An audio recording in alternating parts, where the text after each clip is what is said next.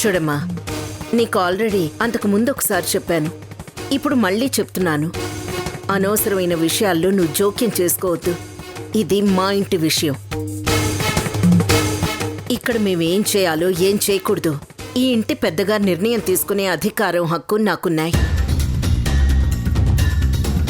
ఇలాంటి విషయాల్లో నువ్వు దూరంగా ఉంటే నీకు కూడా మర్యాదగా ఉంటుంది.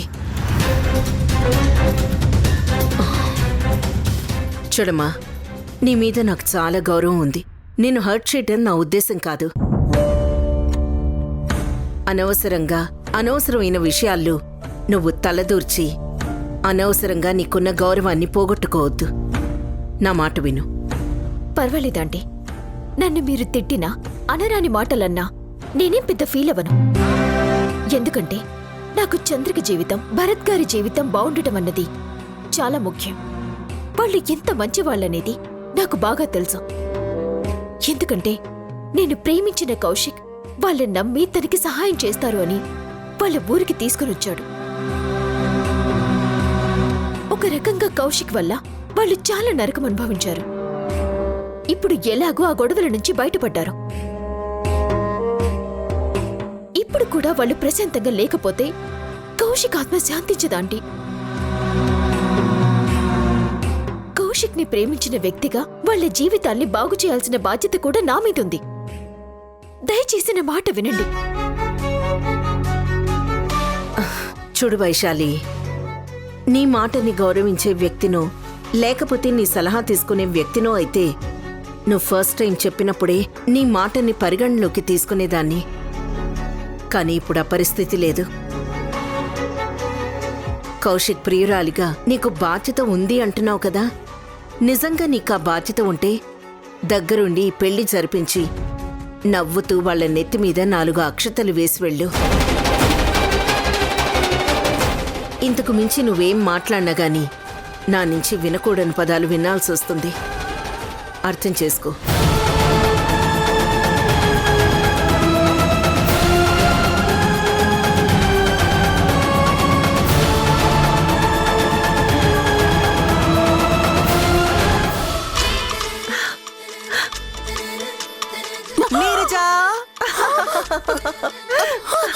నీరజా, వామ్మో, ఏంటి మేడం, మీకేమైంది? ఉన్నట్టుండి అలా అరిచారు. ఎంత భయంతో చచ్చానో తెలుసా? అయినా ఈరోజు అమావాస్య కాదు, పౌర్ణమి కాదు. ఉన్నట్టుండి మీలో ఎంత మార్పు ఎందుకొచ్చింది? చెప్పండి మేడం. అంటే ఏంటి నీరజా, నీ కంటికి నేను పిచ్చిదాన్లా కనిపిస్తున్నానా? అబ్బే, అలా ఏం కనిపించట్లేదు మేడం, నార్మల్ గానే కనిపిస్తున్నారు. అంటే నాకు నార్మల్ గానే పిచ్చుందనా? ఏంటో మేడం, మీ దగ్గర మాట్లాడడం చాలా కష్టం. నిజాలు చెప్పినా తెలుసుకుంటారు, అబద్ధం చెప్పినా తెలుసుకుంటారు. ఇలా అయితే మాలాంటోళ్ళకి డైలాగులు ఎంత కష్టం చెప్పండి. నీ సోద ఆపుతావా? ముందు కాస్త నేను చెప్పేది విను. చెప్పండి మేడం.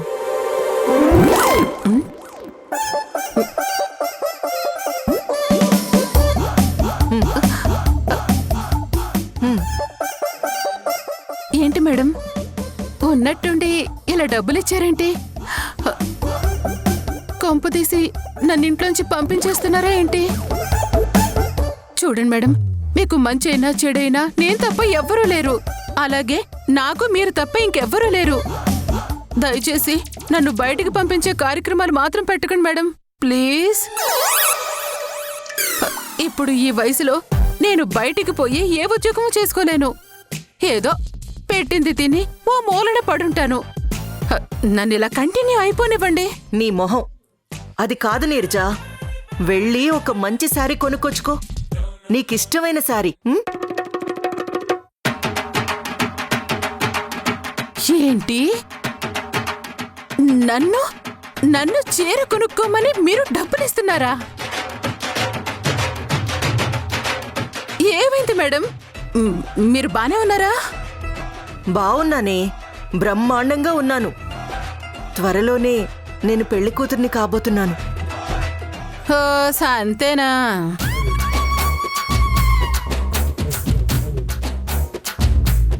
ఏంటి నీరజా, అంత ఈజీగా అంతేనా అని కొట్టిపారేస్తావేంటి? నేను పెళ్లి చేసుకోబోతుంది ఎవరినో తెలుసా? భరత్ని.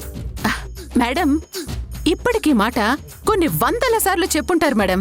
చెప్పి చెప్పి మీకు విసుగు పుట్టలేదేమో కానీ విని విని నాకు మాత్రం విసుగొస్తుంది మేడం. 3, 4, 5 మేడం, మీరు నేను భరత్ని పెళ్లి చేసుకుంటాను, నేను పెళ్లి కూతుర్ని కాబోతున్నాను అనే విషయం అట్లీస్ట్ రోజుకి కనీసం 10 సార్లు చెప్తారు మేడం. ఆ లెక్కన నెలకి 300 సార్లు, సంవత్సరానికి 3600 సార్లు. ఆ లెక్కన ఇప్పటికి కనీసం ఓ 10,000 సార్లు చెప్పుంటారు మేడం.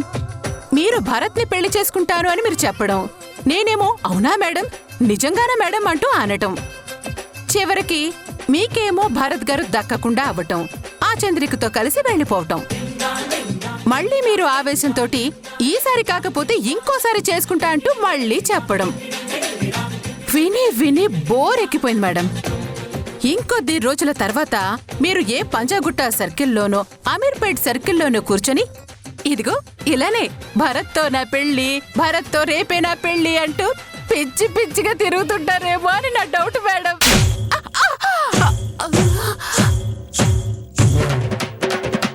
లేకపోతే ఏంటే? నీ కంటికి నేను ఎలా కనిపిస్తున్నాను? ఇప్పుడే భరత్ నన్ను పెళ్లి చేసుకుంటానని కన్ఫర్మ్ చేశాడు. అక్కడ చంద్రిక, మీనాక్షి గారు దగ్గరుండి మరీ ఒప్పించారు. అంతా కన్ఫర్మ్ అయిపోయింది. ఇదిగో ఈ వారంలోనే మా పెళ్లి కన్ఫర్మ్ గా జరుగుతుంది. అర్థమైందా?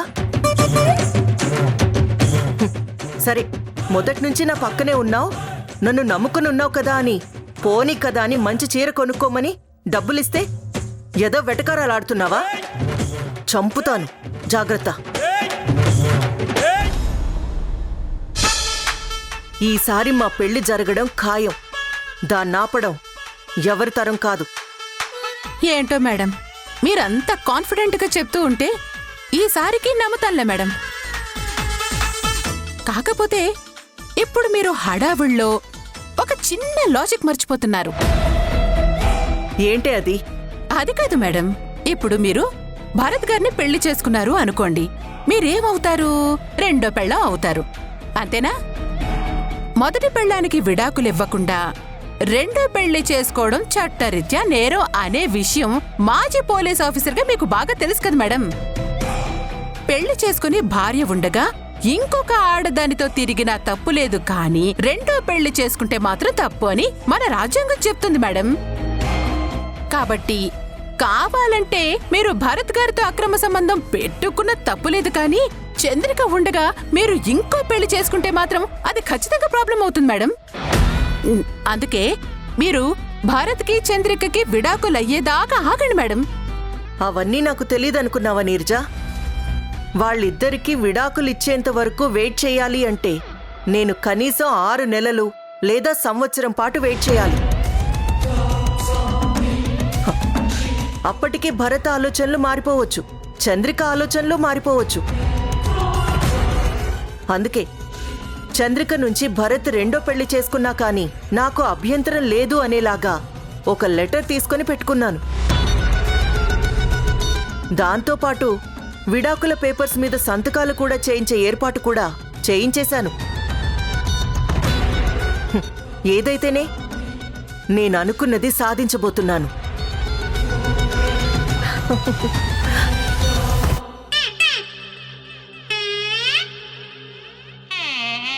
అదేంటి నీర్జా, నువ్వు సంతోషించవా? నా వల్ల కాదు మేడం. ప్రతిసారి మీరిలా అంటాం, లాస్ట్ మినిట్లో మీ పెళ్ళంతా రివర్స్ అయిపోవడం, ఆ తర్వాత తొందరపడి ఒక కోయిలా ముందే కూసింది అంటూ నేనేమో పాటలు పాడడం, ఇవన్నీ అవసరమంటారా? కాబట్టి మీ మ్యారేజ్ అయిపోయి మీ మెళ్ళో తాళి పడిన తర్వాత అప్పుడు నవ్వుతూ ఆనందంగా మిమ్మల్ని పలకరిస్తాను, సరేనా? అప్పటి వరకు నన్ను ఈ ఎక్స్ప్రెషన్తోనే కంటిన్యూ అయిపోనివ్వండి. నాకు తెలుసు నీరజా నీ వెటకారాలు, నువ్వలా చూస్తూ ఉండు. నీ కళ్ళ ముందే నేను భరత్కి భార్యని అనిపించుకోకపోతే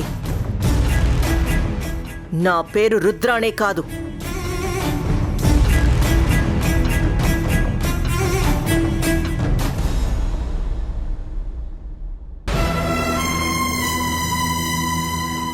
అమ్మా,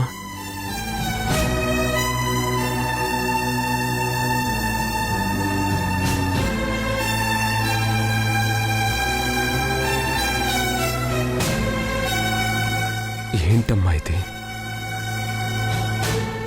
అన్నీ తెలిసి మా అమ్మ నాకు అన్యాయం చేస్తుంది.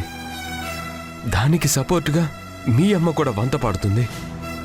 చూసావా, వాళ్ళిద్దరూ కలిసి నీకు నాకు ఇద్దరికీ అన్యాయం చేయాలని చూస్తున్నారు. నా బాధ ఎవరితో చెప్పుకోవాలి? నాకు మీ అమ్మ అంటే ఎంత ఇష్టమో నీకు తెలుసు కదా. ఎంత ప్రేమించాను. అన్ని కష్టాలు తీరిపోయి ఇప్పుడు ఆనందంగా ఉందాం అనుకుంటుంటే మీ అమ్మ చేసిన పనికి నేను రుద్రాణిని పెళ్లి చేసుకోవాల్సిన పరిస్థితి వస్తుంది. లేదంటే మీ అమ్మ ప్రాణాలు తీసుకుంటానని బెదిరిస్తుంది. ఏం చేయమంటావు?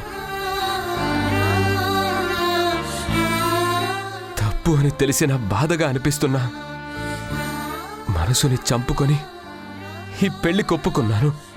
ఈ పెళ్లి తర్వాత నువ్వు మీ అమ్మ ఇద్దరు నాకు దూరం అయిపోతారు కదా. నువ్వు నా కూతురివి కాదు, మా భానుమతి అమ్మవని నేను ఎప్పటినుంచో నమ్ముతున్నాను. నువ్వైనా కనీసం మీ అమ్మ మనసు మార్చొచ్చు కదా. నా బాధని ఎవరితో చెప్పుకోవాలో కూడా తెలియట్లేదమ్మా. మీనాక్షమ్మ కూడా చంద్రికకు విడాకులు ఇచ్చేసి రుద్రాణిని పెళ్లి చేసుకోమని బలవంతం చేస్తుంది. ఎంత చెప్పినా ఎవ్వరూ నా మాట వినట్లేదు. నాకింక వేరే మార్గమే లేక చంద్రికకి శాశ్వతంగా దూరమైపోవాలని నిర్ణయించుకున్నాను. ఇప్పుడు రుద్రాణితో పెళ్ళంటే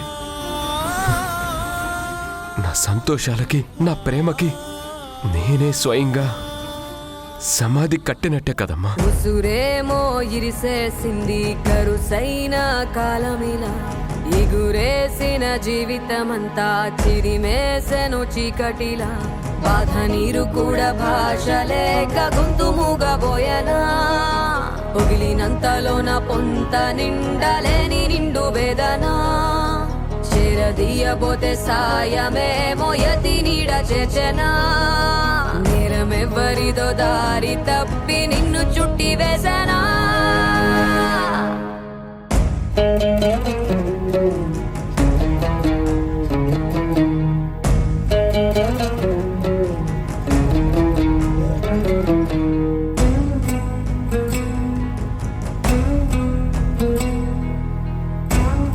చంద్రిక, నీతో కాసేపు మాట్లాడాలి. నువ్వు ఏం మాట్లాడాలనుకుంటున్నావో నాకు తెలుసు వైశాలి. తెలుసు, అన్నీ తెలుసు. నీతో నేను ఏం మాట్లాడతానో తెలుసు, నువ్వేం చేస్తున్నావో నీకు తెలుసు. కానీ నువ్వు చేస్తున్న పని ఎంతవరకు కరెక్ట్ మాత్రం నీకు తెలియట్లేదు. నువ్వు గొప్ప త్యాగం చేశాను అనుకుంటున్నావా, లేకపోతే చాలా తెలివిగల పని చేశాను అనుకుంటున్నావా? ఇచ్చిన మాట నిలబెట్టుకున్నది అని కీర్తి కిరీటం మీ అత్తయ్య గారిది. అత్తయ్య గారి కోసం కట్టుకున్న భర్తనే మరొక ఆడదానికి దానం చేసిన ఉత్తమ ఇల్లాలు అని నీకు కీర్తి కిరీటాలు ఇస్తారు అనుకుంటున్నావా? అసలు మీ ఇద్దరికి ఏమైందో నాకు అర్థం కావట్లేదు. ఎంత చెప్పినా మీరు ఎందుకు అర్థం చేసుకోవట్లేదు? ఏంటి చంద్రిక ఇది? ఎంత కష్టపడి ఎన్ని పోరాటాలు చేసి భరత్ గారిని నువ్వు దక్కించుకున్నది ఎందుకు? తీసుకుపోయి ఆ రుద్రానికిచ్చి పెళ్లి చేయటానికా? రుద్రాణి ఎలాంటి మనిషో నీకు తెలుసు. రుద్రాణి నీ జీవితంలో ఎన్నిసార్లు నిప్పులు పోయాలని చూసిందో నీకు తెలుసు. భరత్కి రుద్రాణి అంటే ఇష్టం లేదనే విషయం కూడా నీకు తెలుసు. ఎన్ని తెలిసి కూడా వాళ్ళిద్దరికి పెళ్లి చేయాలని ఆలోచిస్తున్నావంటే అసలు నేనేమనాలి? నేనెందుకు ఇలాంటి నిర్ణయం తీసుకున్నానో నీకు ఆల్రెడీ చెప్పాననుకుంటాను. ఏంటి, నీ జాతకం బాగోలేదు అని ఎవడో చెప్తే అది నమ్మి మీ అత్తయ్య గారు మాట్లాడటం? మీ అత్తయ్య గారు రుద్రానికి ఏదో మాట ఇచ్చింది అని ఆ మాట నిలబెట్టుకోవటం కోసం నువ్వేమో ఇప్పుడు కట్టుకున్న భర్తని ఇంకొకళ్ళకి త్యాగం చేయటం. ఇదేనా నీ కారణం? అసలు కారణం అది కాదు వైశాలి, వేరే ఉంది. ఏంటా కారణం? అది నేను చెప్పుకోలేను, కానీ ఒక్కటైతే నిజం. నేను భరత్ గారికి దూరం కావాలి. మళ్ళీ నా తర్వాత భరత్ గారిని నాకంటే బాగా చూసుకోగల మనిషి రుద్రాణియే అని నేను నమ్ముతున్నాను. అందుకే వాళ్ళిద్దరికీ పెళ్లి చేయాలనుకుంటున్నాను. ఇందులో ఎలాంటి మార్పు లేదు. అసలు నువ్వు ఎందుకు భరత్ గారికి దూరం కావాలి? ఎందుకు రుద్రానికిచ్చి పెళ్లి చేయాలి? అసలు నువ్వు ఏం మాట్లాడుతున్నావో నీకు అర్థమవుతుందా? ప్రతిదానికి ఒక కారణం ఉంటుంది వైశాలి. ఏంటా కారణం? మీ అత్తయ్యకి ఇచ్చిన మాటేనా? ఆ మాటకొస్తే అసలు మీ అత్తయ్య గారే నేనిచ్చిన మాట వదులుకుంటాను, మాట ఇచ్చింది నేను, మాట తప్పితే నన్ను తిట్టుకుంటుంది అని ఏకంగా సూసైడ్ చేసుకోవటానికి ప్రయత్నం చేశారు. ఇంకా ఆవిడ మాట నిలబెట్టడం కోసం నీ సంసారాన్ని ఎందుకు నాశనం చేసుకోవాలనుకుంటున్నావో నాకైతే అర్థం కావట్లేదు చంద్రిక. నువ్వు చేస్తుందైతే అస్సలు కరెక్ట్ కాదు. కేవలం అత్తయ్య గారిచ్చిన మాట నిలబెట్టుకోవడం కోసం మాత్రమే కాదు వైశాలి, నా భర్త భవిష్యత్తు గురించి కూడా ఆలోచించి ఈ నిర్ణయం తీసుకున్నాను.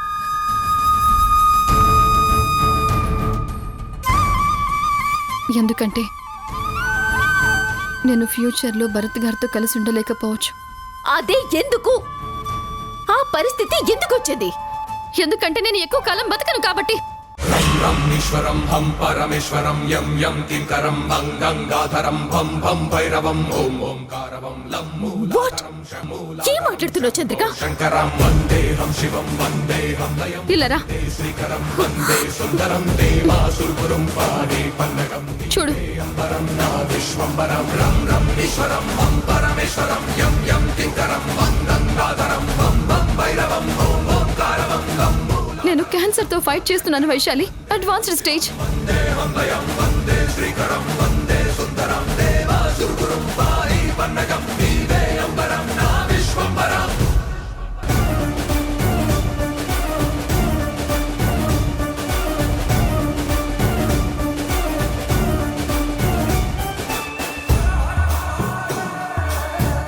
ఈ విషయం నా భర్తకి తెలిస్తే ఆయనే నాకంటే ముందు ప్రాణాలు తీసుకుంటాడు. నేను నా భర్త ఇద్దరం దూరం అయిపోతే నా కూతురు జీవితం ఏం కావాలి? అయినా జబ్బు నాకొచ్చినప్పుడు నేను దూరం అవ్వాలి, కానీ నా మీద ప్రేమతోటి ఆయన ప్రాణాలు తీసుకుంటే ఆ పాపం ఎవరిది?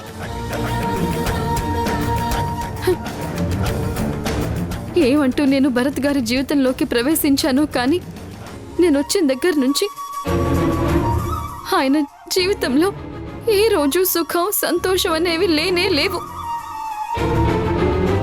కనీసం నేను పోయిన తర్వాత అయినా ఆయన ప్రశాంతంగా బతకాలంటే నేను దూరం అవ్వాలి. నిజం చెప్పాలంటే రుద్రానికి భరత్ గారంటే చాలా ఇష్టం. నేను పోయినా కనీసం భరత్ గారిని మాత్రం రుద్రాణి పువ్వుల్లో పెట్టుకుని చూసుకుంటుందనే నమ్మకం నాకుంది. అందుకే అన్నీ ఆలోచించుకున్నాకనే వాళ్ళిద్దరికీ పెళ్లి చేయాలని నిర్ణయించుకున్నాను.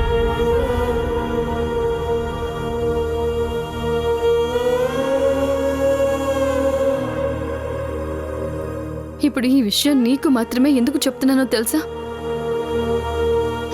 నాకు నీకంటే మించిన ఆప్తలు అసలెవరూ లేరు కాబట్టి. కనీసం నా మనసులోని బాధ నీకైనా చెప్పుకుంటే నా గుండెల్లో బరువు కొంతైనా తీరుతుందని నీతో చెప్పాను. దయచేసి ఈ విషయాన్ని మనిద్దరి మధ్యనే ఉండని వైశాలి. భరత్ గారితో చెప్పావంటే ఎప్పుడో పోయే ప్రాణం ఇప్పుడే పోతుంది. చంద్రిక,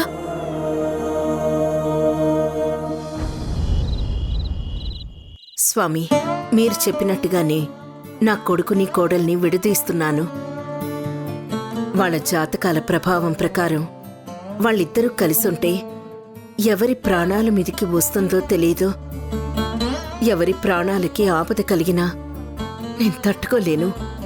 వాళ్ళ ముగ్గురులో ఎవరికి కష్టం వచ్చినా మిగతా వాళ్ళు బ్రతకలేరు. అందుకే మనసు కష్టం అనిపించినా వాళ్ళని విడదీయడానికి నిర్ణయించుకున్నాను స్వామి. ఆ పని కూడా ఇప్పుడు పూర్తి చేస్తున్నాను. నువ్వు మాత్రం ఏం చేస్తావమ్మా? కేవలం నిమిత్త మాత్రురాలివి. మనం మనుషుల్ని కంటాం కానీ వాళ్ళ తలరాతల్ని కనలేం అంటారు కదా. అలాగే నువ్వు నీ బిడ్డకి జన్మనైతే ఇవ్వగలిగావు కానీ అతని జీవితం ఎలా ఉండాలనేది నిర్దేశించాల్సింది ఆ భగవంతుడేనమ్మా. నువ్వు కేవలం నీ కర్తవ్యాన్ని నిర్వర్తిస్తున్నావు అంతేనమ్మా. నిజమే స్వామి. కానీ నా చేతులతో ఆ భార్యాభర్తల్ని విడదీస్తూ ఉంటే మనసుకి ఎంత బాధగా ఉందో చెప్పలేను స్వామి. అసలు పురిట్లోనే దూరమైన కొడుకుని మళ్ళీ కలవాలి అన్న ఆలోచన నాకు రాకుండా ఉండుంటే ఈ కష్టం ఉండేది కాదు. ఎక్కడో అక్కడ నా కొడుకు కోడలు సంతోషంగా ఉంటారనే ఆలోచనతోటి నా జీవితం గడిపేసేదాన్ని. నా కొడుకుని చూడాలి అన్న ఒక్క ఆశతోటి వాణ్ణి వెతుక్కుంటూ వచ్చి చివరికి నా చేతులతోనే నా కొడుకుని కోడల్ని విడదీయాల్సిన పరిస్థితి ఏర్పడింది.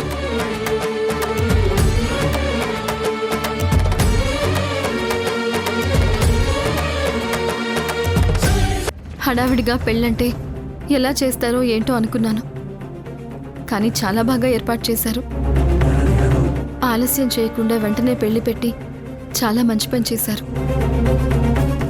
నా కళ్ళ ముందే పెళ్లి జరుగుతుంది. ఈ పెళ్లి చూశాను అన్న ఆనందమైనా నాకు మిగులుతుంది అత్తయ్య. నేను ఈ పెళ్లికి ఇక్కడ ఉండటం మీకు అభ్యంతరం లేదు కదా? ఒకవేళ నేను ఇక్కడ ఉండటం వల్ల ప్రాబ్లం అవుతుందనుకుంటే నేను ఇప్పుడే వెళ్ళిపోతాను అత్తయ్య.